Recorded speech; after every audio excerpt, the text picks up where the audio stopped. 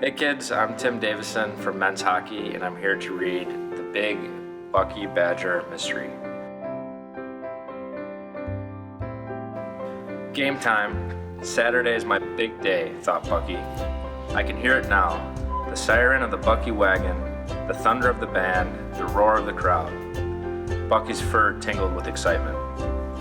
Saturday was the first Badger football game of the fall. He could hardly wait to see the sea of cardinal red and white and the excited faces of little Badger fans.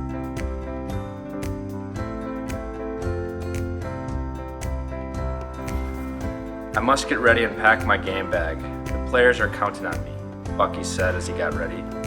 Let's see, what do I need to bring with me to the game? Extra sweater? Check. Dancing shoes? Check. The W flag? Check. Football? Uh-oh. Where's my football?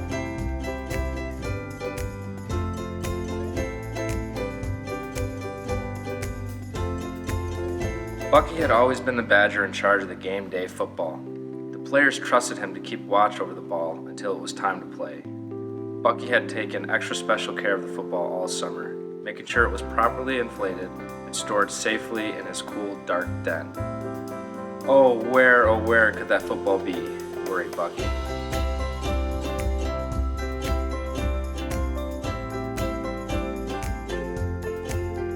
It's not in my den. It's a mystery. I must retrace my steps, Bucky reasoned. Certainly I can find it if I just search hard enough. Now, where was I yesterday? I'll start by looking there first, he planned. Thinking back, Bucky remembered that he started his morning with a sail on the waters of Lake Mendota. That's it. Maybe I left it at the Memorial Union, he exclaimed. Bucky began searching the terrace. Splish, splash, splish, splash. Bucky heard the rippling of the waves behind him. Whew! Now where could that football be? Bucky looked under the tables and around the chairs. There was no sign of the football at the terrace. Oh dear, said Bucky. I must move quickly to find the ball in time for Saturday's game. Where did I go next? After I finished sailing, I visited the Dane County Farmers Market to pick up some berries. That's it. Maybe I left it near the Capitol.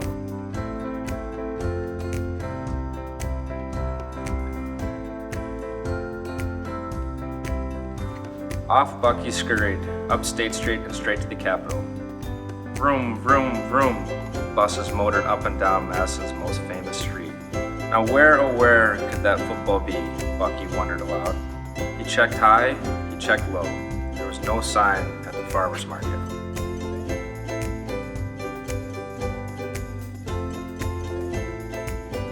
Still retracing his previous steps, Bucky concentrated. Where did I go next? Aha! I remember. All that hustling around downtown made me hungry, and I met with my friends at the zoo to eat lunch. That's it. Maybe I left it at the Henry Vilas Zoo.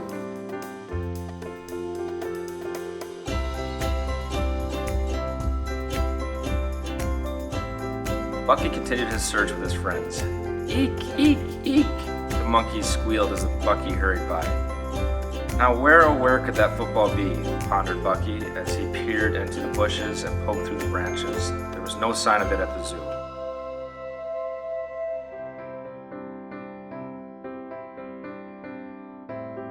Bucky was becoming very concerned. He was the Badger in charge of the football, and he couldn't find it anywhere. How would the Badgers play their game without it? What would he tell the team? And what about all the little Badger fans? He didn't want to let everyone down. Bucky took a seat on the banks of Lake Wingarara to think hard about where he could have left the football. Imagining the day before, Bucky recalled, after I ate my lunch at the zoo, I craved a little dessert. What better treat than a pint of Badger Blast ice cream at Babcock Hall? That's gotta be it. Maybe I left it on campus. Bucky raced past the dairy barn in his search for the ball. Moo, moo, moo. Several cows bellowed from the barn. Now where could that football be? After ordering yet another ice cream, Bucky peered over the counters and under the coolers. There was no sign of the football at Babcock Hall. Time was running out. Bucky pictured the disappointed faces of all the fans and wondered what he should do. Maybe I could tell them the ball popped while I was practicing my push-ups, Bucky said. Or maybe they'd believe me if I said I gave it away to a deserving little Badger fan, he schemed. I know it. I could tell them a gopher stole the ball. After a few minutes of thinking up all of the ways he could explain the missing football, Bucky realized what he had to do. He must tell the players what really happened. Sadly, Bucky shuffled toward Camp Randall Stadium.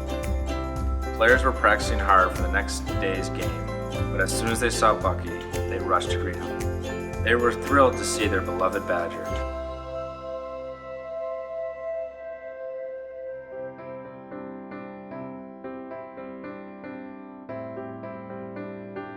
Bucky reluctantly shared the bad news. Fellow Badgers, I must report to you that somehow, somewhere, I lost the game day football you entrusted to me. I am very sorry, and I hope I can make it up to you. Hey Bucky, yelled the quarterback. Is that what you're looking for? Sailing across the football field came the game day ball. I borrowed it yesterday for our practice. I must have forgotten to tell you, he said sheepishly. Bucky leaped into the air. Hooray! The mystery was solved. He hadn't lost the football after all. He was now ready to cheer on his Badgers at Saturday's game. The thrill of jumping around, the tradition of singing varsity, the pride of the fifth quarter, he could feel it now. The end.